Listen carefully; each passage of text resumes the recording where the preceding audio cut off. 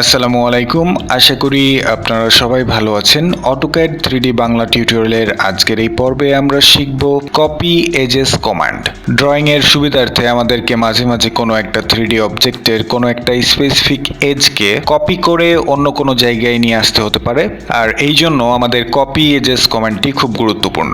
বর্তমানে আমরা রয়েছি সেটস অফ গ্রে ভিজুয়াল স্টাইলে।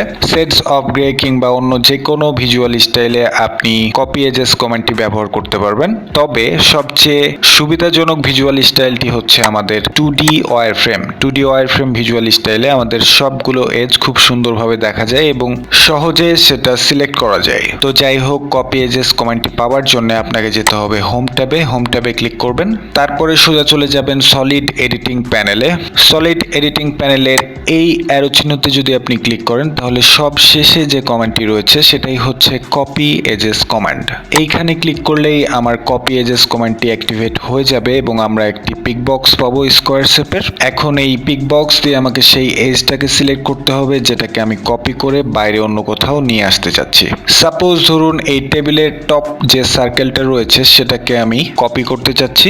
সুতরাং এই পিক বক্স দিয়ে আমি সেই জায়গায় একটা ক্লিক করলাম, তাহলেই সেটা ডট ডট একটা লাইন দিয়ে সেটা হাইলাইট হয়ে যাবে। তারপরে আমাকে ইন্টারপ্রেস করতে হবে, তাহলে সেই সিলেকশনটা কনফার্ম হবে। এবার আপনাকে দিতে হবে বেস পয়েন্ট, যে বেস পয়েন্টের সাপেক্ষে আপনি এটাকে কপি করতে চাচ্ছেন। তো যেহেতু এটা একটা সার্কেল, সুতরাং এই সার্কেলের পরিধি বরাবর যদি আপনি আপনার কার্সরটা নিয়ে যান তাহলে এটার সেন্টারে একটা প্লাস চিহ্ন দেখাবে, সেটাই হচ্ছে এই সার্কেলের সেন্টার। সেখানে আমি একটা ক্লিক করলেই আমার বেস পয়েন্ট দেয়া হয়ে যাবে।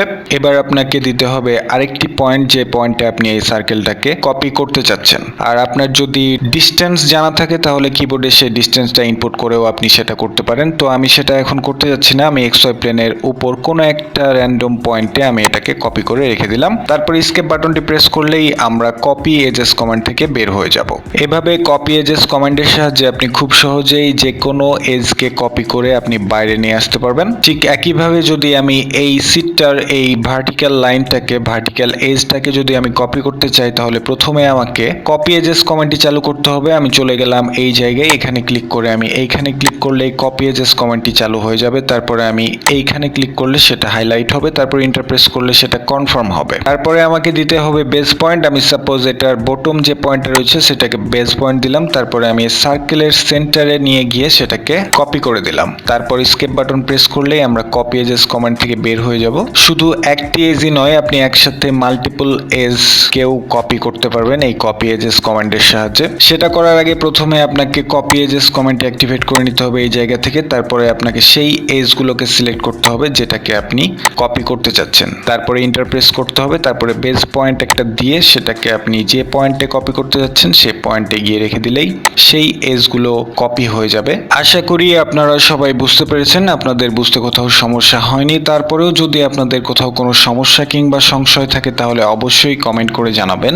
সেই পর্যন্ত ভালো থাকবেন, সুস্থ থাকবেন। ধন্যবাদ সবাইকে।